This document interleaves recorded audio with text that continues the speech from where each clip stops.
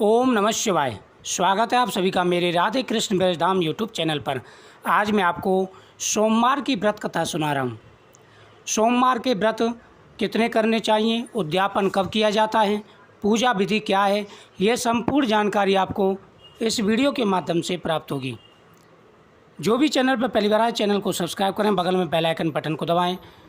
सोमवार के व्रत दो प्रकार के किए जाते हैं, एक सादा सोमवार, एक 16 सोमवार। सादा सोमवार का मतलब ये होता है कि आप खुले सोमवार के व्रत रख सकते हैं। जैसे आपने 5 व्रत रख लिए, बीच में अगर व्रत छूट जाता है तो अगले को एक को छोड़कर अगले से व्रत शुरू कर सकते हैं। लेकिन अगर आपने 16 सोमवार का संकल्प किया है तो आपको रेगुलर व्रत करने होंगे। 16 सोमवार लगातार रेगुलर व्रत करने होते हैं और 17वें सोमवार को उद्यापन करना होता है। अगर बीच में सूतक आदि आ जाते तब भगवान के सामने संकल्प द्वारा व्रत रोक सकते हैं, फिर सूतक के बाद में व्रत शुरू कर सकते हैं। सबसे पहले आपको ध्यान रखना है कि सादा सोमवार में आप अपने सामर्थ्य के अनुसार कैसी भी चीज़ें भगवान सबको चढ़ा सकते हैं, लेकिन 16 सोमवार का व्रत किया है तो गिनती जो है 16 होनी चाहिए। जैसे 16 सुपारी हैं, 16 जने हुए हैं, 16 पान के पत्ते हैं, 16 केले हैं, इस प्रकार से 16 सामान चढ़ाया जाता है उद्यापन में। व्रत दो तरह के रखे जाते हैं, एक मीठे और नमकीन। आप नमक के व्रत शुरू कर सकते हैं या मीठा व्रत शुरू कर सकते हैं, वो आपकी इच्छा के ऊपर है।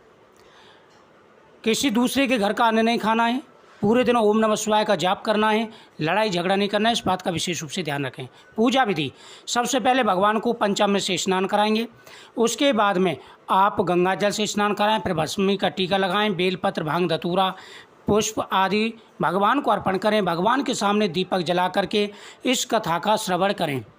प्राचीन समय की बात है, एक सेठ था जो नियमित रूप से भगवान शिव की पूजा किया करता था और सोमवार के व्रत रखा करता था।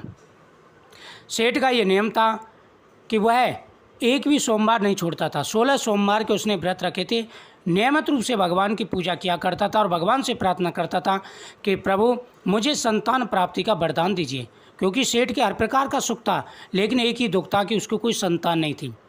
भगवान से वो प्रार्थना करता था और घंटों भगवान के सामने बैठा रहता था, ओम नमः शिवाय का जाप किया करता था। एक बार माता पार्वती ने भगवान शिव से कहा कि हे प्रभु, ये आपका कितना बड़ा भक्त है, प्रत्येक सोमवार को आपकी पूजा करता है, घंटों आपके सामने बैठा रहता है, इसका क्या दुख है, उसे आप दूर करिए। भगवान से बोले कि हे देवी, यह संतान चाहता है और इसके भाग्य में संतान नहीं है। माता पार्वती ने कहा कि प्रभु आपकी पूजा तो करता है, आपका भक्त तो है, इसका संतान नहीं है, तो आप वरदान दीजिए, क्योंकि अगर आप भक्तों को वरदान ही नहीं देंगे तो भक्त आपकी क्यों कर पूजा करेंगे। भगवान शिव ने कहा ठीक है, मैं इसे वरदान देता हूँ, मैं इसे वरदान देता हूँ कि इसके पुत्र होगा, लेकिन उसकी उम्र जो है अल्पायु होगी, वह 16 साल ही जीवित रहेगा। सेठ को ये सुनकर के खुशी नहीं हुई, ना ही दुख हुआ।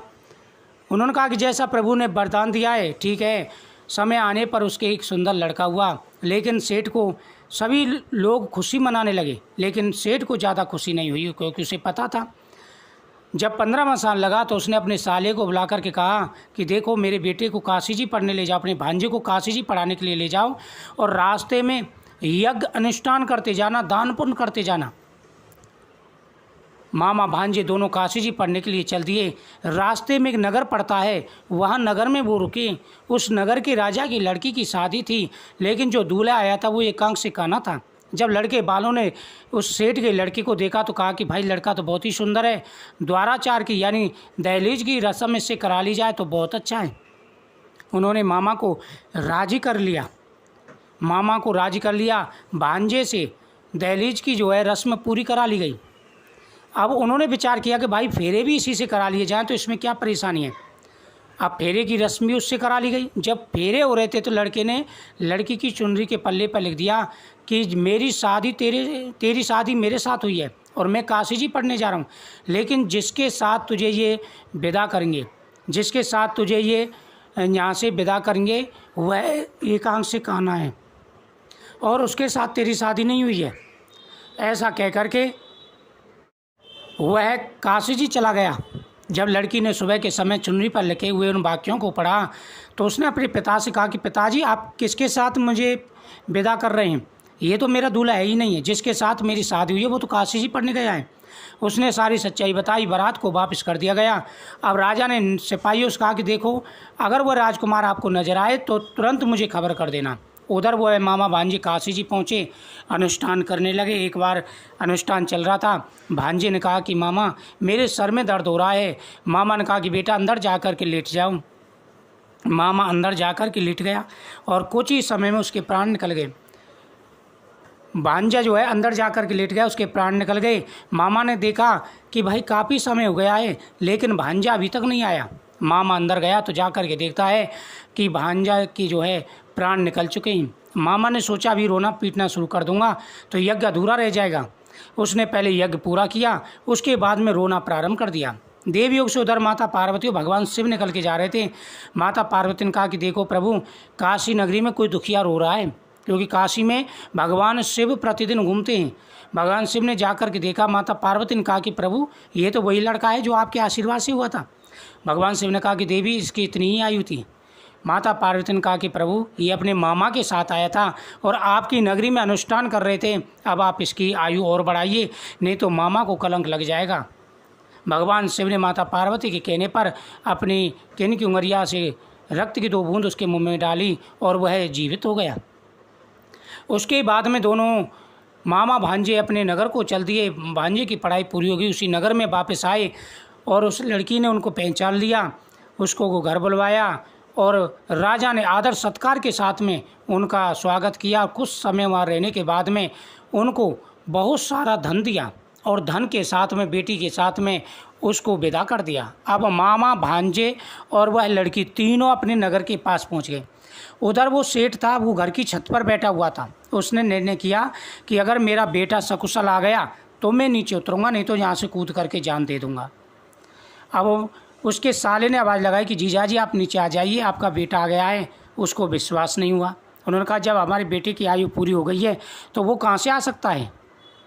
लेकिन जब वो बेटे ने आवाज़ लगाई कि पिताजी आप आ जाइए, मैं सकुशल आ गया हूँ, तो सेठ को बड़ा हर्ष हुआ, बड़ी खुशी हुई और दोनों सेठ और सेठानी नीचे उतर के आए, बेटे को गले से लगाया, कहा कि बेटा ये कैसे चमत्कार हुआ। मामा भांजे ने कहा कि यह भगवान शिव की माया है, उन्हीं के चमत्कार से ये, उनके प्रभाव से ये चमत्कार हुआ है। जो उनकी सेवा करते हैं उनकी नगरी में कौन किसी का कुछ बिगाड़ सकता है, वो तो कालों के भी काल महाकाल हैं। तो उस मामा ने पूरी कथा सुनाई कि कैसे भगवान शिव ने उनके बेटे को जीवित किया।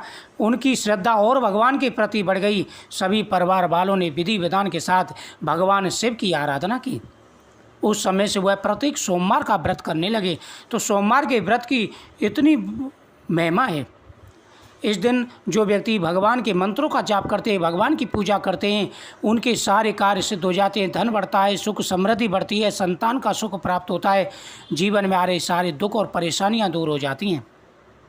सोमवार की ये विधि थी और ये कथा थी। इस प्रकार से आपको भगवान की पूजा करनी है। और आप सादा सोमवार व्रत रखना चाह रहे हैं या 16 सोमवार रखना चाह रहे हैं, वो दोनों विधि मैंने आपको बता दी हैं। इस वीडियो को ज़्यादा से ज़्यादा शेयर करें जिससे सबको पता चल सके। और साथ ही आप कमेंट में ओम नमः शिवाय जरूर लिखें। भगवान भोलेनाथ आप सबकी मनोकामना पूरी करेंगे। तो मुझे उम्मीद है आपको ये जानकारी बहुत ही अच्छी लगी होगी। आप भी इसी प्रकार से व्रत करें, आपकी हर मनोकामना अवश्य पूरी होगी। ओम नमः शिवाय।